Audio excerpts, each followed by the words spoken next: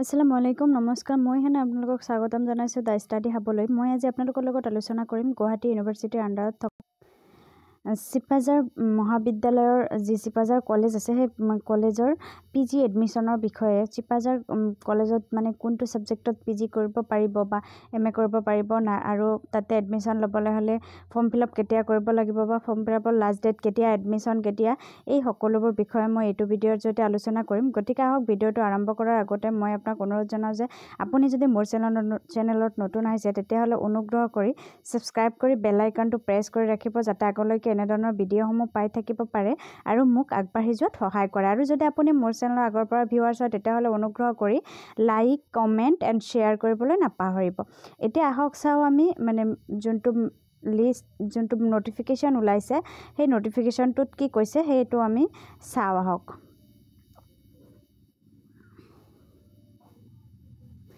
এয়া আপোনালোকে চাই আছে পিজি যোনটো নটিফিকেশন পিজি এডমিশনৰ সেই নটিফিকেশনটো ওলাইছে সো চাওক নটিফিকেশনটোত কি কৈছে admission to postgraduate programs under Guwahati University academic session 2024-25 candidates who have cleared the Guwahati University PG entrance test 2024 are eligible to apply মানে জুনে জুনে গুৱাহাটী ইউনিভাৰ্চিটিৰ পিজি এন্ট্ৰেন্সৰ যোনটো টেষ্ট হৈছে এই টেষ্টটো জুনে জুনে মানে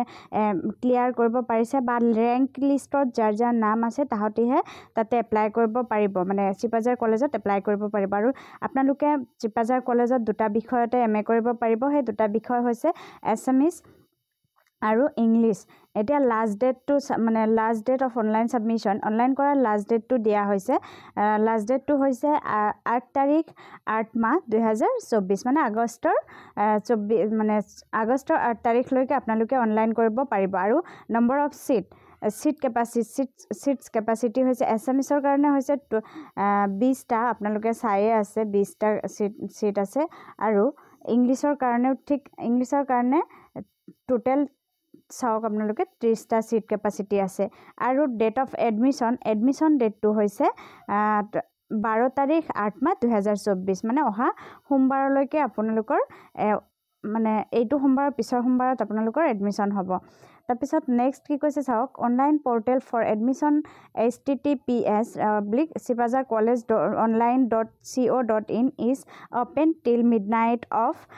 8/8/2024 for further details visit www.sipazarcollege.ac.in date of publication of merit list মানে 10/8/2024 আপোনালোকে অনলাইন এপ্লিকেশন কৰিব খুজিলে আপোনালোকে এইটো অনলাইন http://sipazarcollegeonline.co.in মাৰিলে আপোনালোকে মানে তাতে গৈ অনলাইন কৰিব পাৰিব আৰু অনলাইন কৰিব পাৰিব আগষ্টৰ 8 তাৰিখলৈকে আৰু তাৰমানে লাষ্ট ডেটটো আগষ্টৰ 8 তাৰিখ ৰাতি মানে দুপৰ ৰাতিলৈকে তাৰপিছত আপোনালোকে যদি মানে যি মেৰিট লিষ্ট ওলাব সেই মেৰিট লিষ্টখন প্ৰকাশ পাব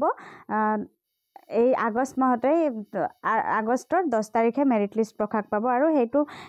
আপোনালোকে হেৰিটো পায়ে যাব মই আপডেটটো দিয়ে থাকিম আপোনালোকে টেনচন ল'ব নালাগে মোৰ ভিডিঅ'টো চাই থাকিব আপডেটসমূহ পাই থাকিব যে নহওক আপোনালোকে